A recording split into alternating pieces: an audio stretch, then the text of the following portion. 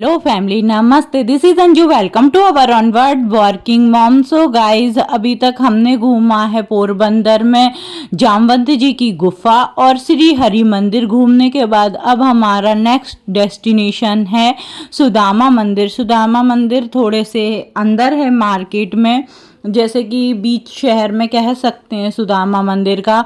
और हम सुदामा मंदिर पहुंच गए थे। यहाँ कबूतर उड़ रहे थे, इतना अच्छा लग रहा था। फिर हम अंदर आए। अंदर में दोनों तरफ बगीचा था और पेड़ों की छांव में कोई रेस्ट करना चाहे तो रेस्ट भी कर सकता था। बहुत अच्छा लग रहा था। अंदर वीडियो बनाना अलाउ नहीं था। ये भारत में सिर्फ एक मंदिर है जो सुदामा जी को समर्पित है, या फिर कह सकते हैं कि सुदामा जी का एक ही मंदिर है। ये मंदिर इसलिए है क्योंकि सुदामा जी पोरबंदर के रहने वाले थे, तो इसलिए यहाँ पर सुदामा मंदिर बनाया गया है। ये आप जो देख रहे हैं ना, ये जो मतलब ये जो बनाया गया है चक्रव्यूह टाइप का, ये है लक 84 की परिक्रमा।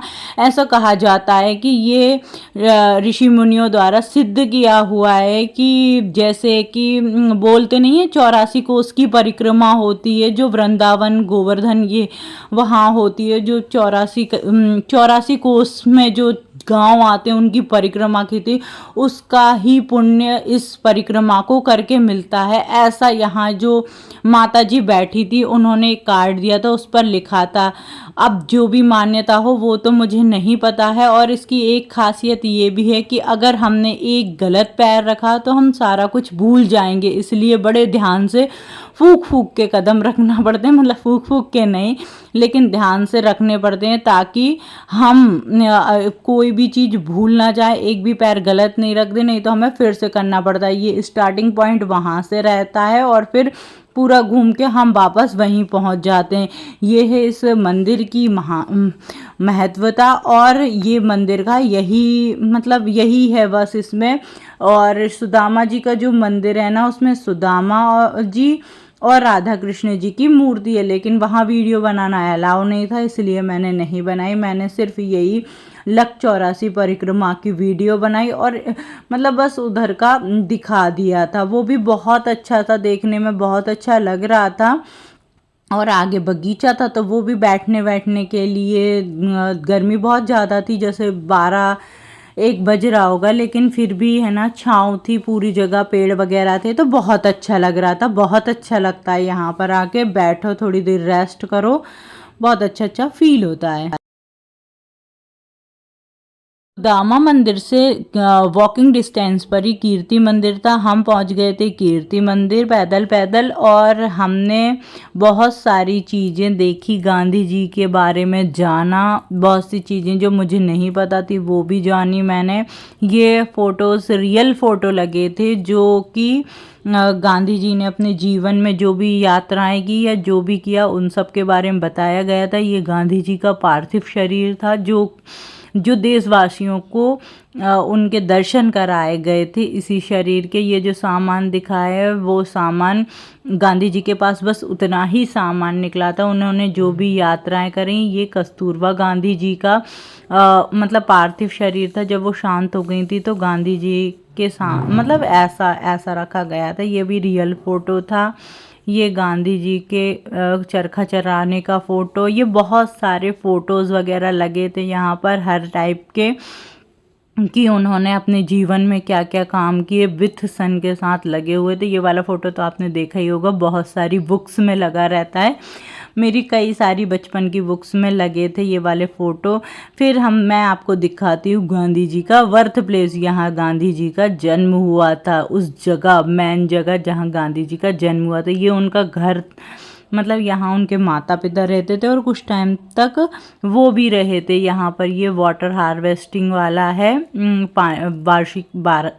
बारिश के पानी को बचा के रखते थे। ये गांधी जी का मतलब वही फ़ोटो वगैरह है। और जो स्वास्तिक का चिन्ह अभी मैं दिखाऊंगी, यहाँ गांधी जी का जन्म हुआ था। इस जगह पर जिस रूम में अभी हम हैं उसी रूम में गांधी जी का जन्म हुआ था। मेन जो स्वास्तिक का चिन्ह बना है वहाँ गांधी जी जन्मे थे, मतलब ये कह सकते हैं वहाँ।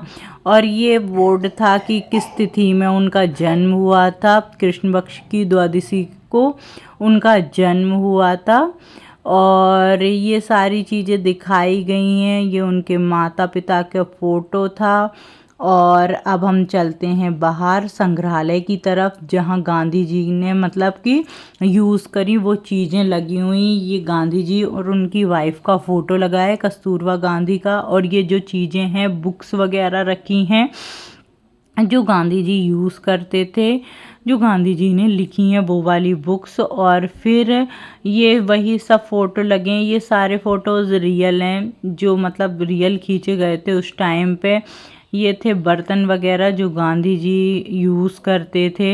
ये सारी जो खादी के कॉटन वगैरह वो बनाते थे, या कपड़े चरखा चलाते थे, वो वाले ये जो बर्तन है ये वो यूज़ करते थे। ये सारी चीज़ें दिखाई गई हैं। बहुत सारी गांधी जी से जुड़ी हुई यादें हैं जो स्मारक के रूप में अब मौजूद हो गई हैं यहाँ पर। और ऐसा लगता है कि आने के बाद कि सच में अभी कभी की तो बात है, लेकिन ये बहुत पुरानी बात हो गई। ये उनके घर के डेकोरेशन के सामान होंगे जो वो यूज़ करते होंगे, या जो उनके घर पे रखे होंगे।